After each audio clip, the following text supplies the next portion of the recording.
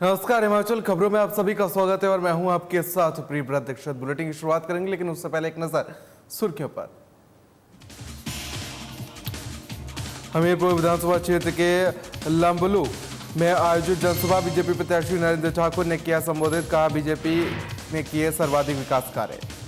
ऊना में केंद्रीय मंत्री अनुराग ठाकुर ने किया चुनाव प्रचार। कई नुक्कड़ जनसभाओं को किया संबोधित। प्रत्याशी सतपाल सत्ती के लिए मतदाताओं से मांगा समर्थन।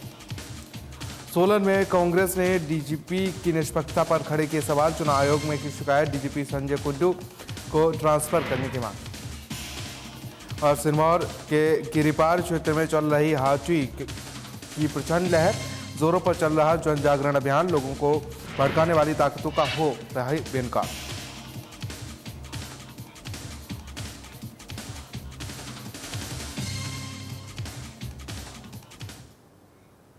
चलिए खबरों में आगे बढ़ेंगे। और हमीरपुर विधानसभा क्षेत्र के लंबलू में आज वर्तमान विधायक और बीजेपी प्रत्याशी नरेंद्र ठाकुर के पक्ष में समर्थन मांगते हुए एक जनसभा को संबोधित किया गया। उन्होंने कहा कि बीजेपी सरकार के इस कार्यकाल में लंबलू क्षेत्र में सर्वाधिक विकास कार्य हुए हैं और इस क्षेत्र की जनता को उप तहसील, डिग्री कॉलेज और अस्पताल जैसी सौगातें बीजेपी सरकार ने दी हैं और इसके अलावा बिजली, पानी और सड़क जैसी मूलभूत सुविधाओं का भी विस्तार हुआ है। उन्होंने जनता से अपील की है कि अगर जनता नरेंद्र ठाकुर को विधानसभा में हमारा साथी बनाकर भेजेगी तो यहां पर विकास के अभूतपूर्व आयाम स्थापित किए जाएंगे। वहीं मौके पर बीजेपी प्रत्याशी नरेंद्र ठाकुर समेत कई नेता मौजूद रहे हैं।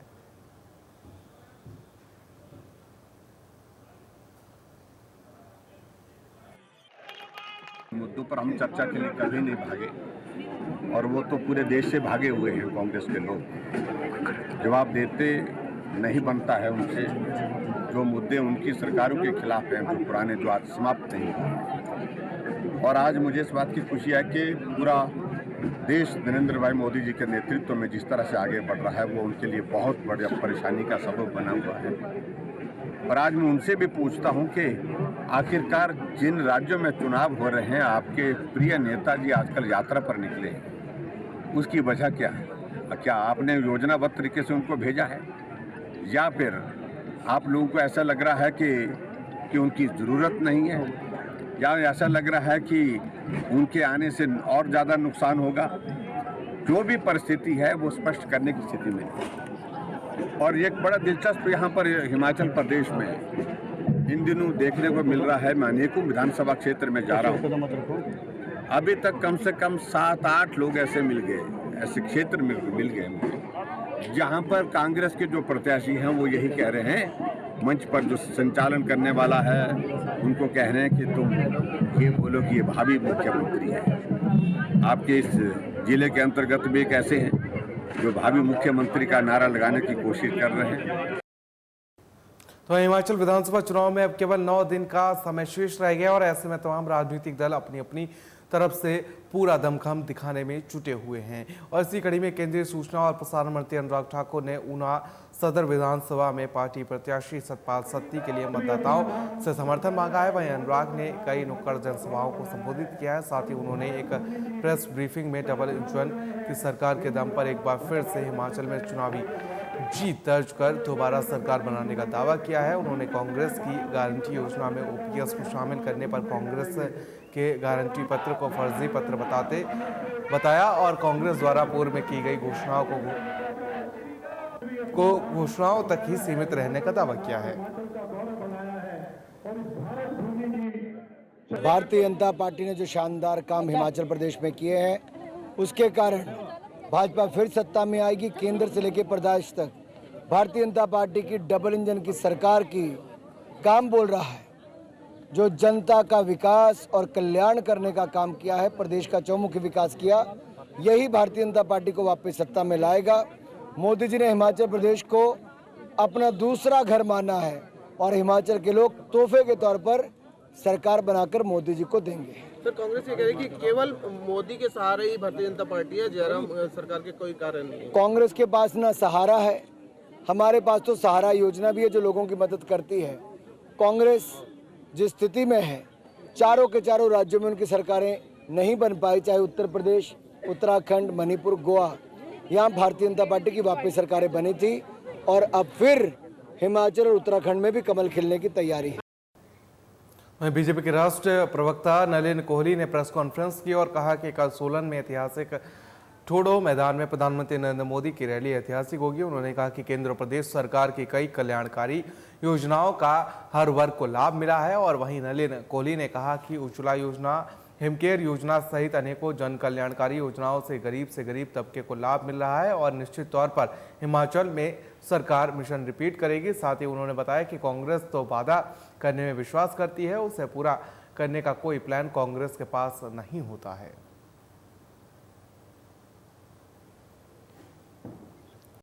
तो कांग्रेस पार्टी और भाजपा में बहुत अंतर है। कांग्रेस परिवार केंद्रित, भाजपा कार्यशैली केंद्रित। हम यहाँ पर हिमाचल प्रदेश में स्पष्ट, स्वच्छ और निर्णायक नेतृत्व, राष्ट्र में नरेंद्र मोदी जी, राज्य में जयराम ठाकुर जी और संगठन में जगत प्रकाश नड्डा जी जनता की सेवा और सम्मान के साथ काम कर रहे हैं। कांग्रेस ने जो ओपीएस का मुद्दा उठाया, प्रासंगिक है कि पहले वो कुछ जवाब दे ही दे, क्योंकि कांग्रेस का मॉडल है कुछ भी कह दो, करना क्या है। तो हिमाचल प्रदेश कांग्रेस कमेटी के अध्यक्ष प्रतिभा सिंह कुल्लू पहुंचे और उन्होंने कहा कि हिमाचल प्रदेश में जनता बीजेपी सरकार की नीतियों से तंग आ चुकी है और इसका नतीजा ये है कि प्रदेश में कई इलाकों में कांग्रेस को जनता का समर्थन मिल रहा है। उसके अलावा अन्य दलों को छोड़कर भी लोग कांग्रेस में शामिल हो रहे हैं। प्रतिभा सिंह ने ढालपुर के अटल सदन में चुनावी जनसभा को संबोधित किया और कांग्रेस प्रत्याशी सुंदर ठाकुर के समर्थन में प्रचार किया। कांग्रेस प्रदेश अध्यक्ष प्रतिभा सिंह ने कहा कि वो हिमाचल प्रदेश के कई इलाकों का दौरा कर रही हैं और जनता का प्यार भी कांग्रेस पार्टी को मिल रहा है, जिससे साफ पता चल रहा है कि आने वाले समय में अब प्रदेश में कांग्रेस की सरकार बनना तय है।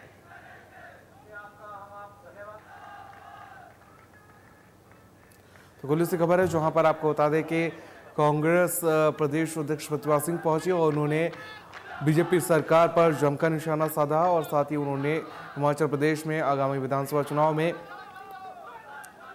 कांग्रेस की सरकार बनने का भी दावा किया है। उन्होंने कहा कि कांग्रेस जो कहती है वो करती है और बीजेपी के पास सिर्फ वादों के अलावा कुछ नहीं है और बीजेपी जो वादे करती है वो पूरा नहीं करती है और इस बार जनता ने ठान लिया है कि कांग्रेस की सरकार प्रदेश में बनानी है।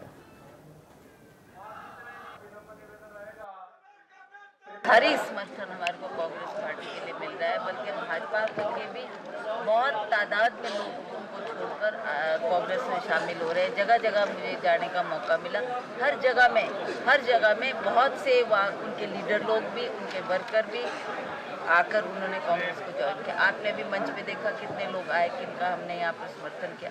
उसी तरह से सुबह मैं मनाली में थी, मनाली में भी बहुत लोगों ने जोड़ा। उसके अलावा मैं काजा में गई थी, काजा में आपका जो उनका हेड था वहाँ का, आप पार्टी का, उन्होंने भी छोड़कर कहा कि जी मेरे को लगता था कि केजरीवाल जी बहुत बड़े नेता है, बहुत ईमानदार है, बहुत देशभक्त है। अंदर जाके मुझे इनके कारनामे देखे तो आज मैं इनको छोड़कर कांग्रेस में शामिल होना चाहता हूँ। तो ही जॉइन।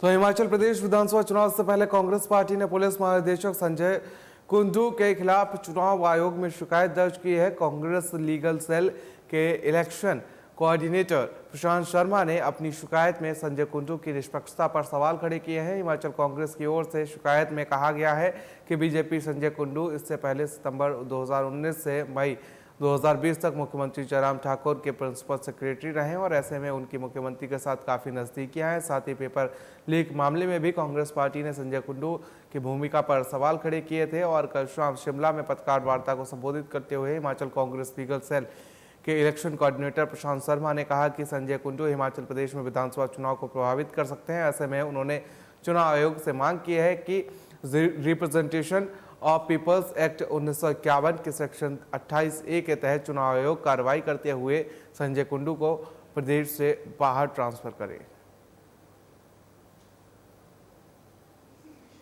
कि जो वर्तमान डीजीपी हैं, director general of police Himachal Pradesh, उन्होंने कांग्रेस पार्टी को ऐसा लगता है कि उनका ये नैतिक कर्तव्य बनता है कि वो वर्तमान चुनाव ना करवाएं, क्योंकि सबसे पहला कारण ये है कि मैनुअल और मॉडल कोड ऑफ कंडक्ट भी ये कहता है कि वो जब मुख्यमंत्री के सचिव रह चुके हैं, was principal secretary to the chief minister, तो ऐसे में being close aide of present chief minister, he should not hold the responsibility to commence elections in the Himachal Pradesh. तो इसलिए उनको हट जाना चाहिए। दूसरी बात यह है कि कांग्रेस पार्टी को लगता है कि हमने अपनी चार्जशीट में एक बड़ा अहम मुद्दा उठाया था कि हम जल्दी से जैसे ही कांग्रेस पार्टी की सरकार हिमाचल प्रदेश में बनती है, सरकार बनते ही हमारा एक बड़ा कार्य ये रहेगा कि जो पुलिस भर्ती में जो घोटाला हुआ है, जो पेपर लीक मामला है, उसकी हम निष्पक्ष जांच करवा सके। वहीं सिरमौर के गिरिपार क्षेत्र में हाथी की प्रचंड लहर चल रही है और क्षेत्र के लोग यही पुकार कर रहे हैं कि अब की बार केवल हाथी मामले पर वोट डाला जाए। इस संबंध में केंद्रीय हाथी समिति के आह्वान पर 400 गांव में जन जागरण अभियान जोरों शोरों से चला हुआ है और इसी दौरान लोगों का बेहतर रिस्पॉन्स सामने आ रहा है।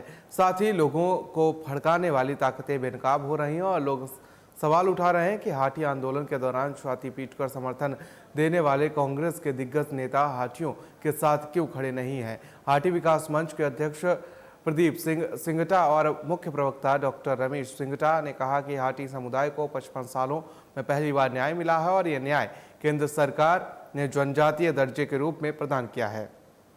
वहीं उन्होंने सवाल उठाया कि जय माटी का नारा बुलंद करने वाले कांग्रेस के विधायक लोगों को क्यों बांट रहे हैं। वे समाज में वैमनस्य पैदा कर रहे हैं, जबकि जनप्रतिनिधियों का काम समाज को जोड़ना होता है, तोड़ना नहीं। क्या लाभ है? केंद्रीय हाथी समिति हमारी शीर्ष संस्था है और उसके आह्वान पर हमारा 400 गांव में कैंपेन बहुत जोरों शोरों के साथ चला हुआ है। हमारे साथ प्रदीप सिंगटा जी है जो हाथी विकास मंच के, हमारे साथ प्रदीप जस्टा जी है, धामटा जी है। हमारी पूरी टीमें घर घर जा रही है और एक हाथी की यहाँ पर एक लहर, खासतौर पर हम लादी क्षेत्र की बात करें तो पूरी लहर है। शिलाई जोन हो, हमारा कफोटा जोन हो, सभी क्षेत्रों में हाथी क्षेत्र की कुल मिलाकर जो 4 विधानसभा क्षेत्र है इनमें हाथी का बहुत बड़ा एक मुद्दा है और ख़ासतौर पर रेणुका क्षेत्र में सबसे ज़्यादा इम्पैक्ट अगर कहीं आ रहा है तो रेणुका क्षेत्र में आ रहा है, उसके बाद शिलाई क्षेत्र में आ रहा है, फिर 50 क्षेत्र में आ रहा है। एक बड़ा मुद्दा केंद्र सरकार ने 14 सितंबर को एक बड़ी सौगात हिमाचल प्रदेश के हाथी समुदाय को दी है और कुछ लोग, हम आपके माध्यम से कहना चाहेंगे, कुछ लोग लोगों को गुमराह कर रहे हैं, भटका रहे हैं। अगर वो खशों के बीच जा रहे हैं तो कह रहे हैं कि ये काम हुआ ही नहीं है, अगर ओबीसी के बीच में जा रहे हैं तो ये कह रहे हैं आपको बहुत नुकसान है, अगर एससी वर्ग के बीच जा रहे हैं तो कह रहे हैं कि आपका तो एट्रोसिटी खत्म हो गई, सब कुछ खत्म हो गया। अगर ये काम नहीं हुआ है तो फिर काहे का नुकसान। और फिलहाल के लिए इतना है, मुझे दीजिए इजाजत, नमस्कार।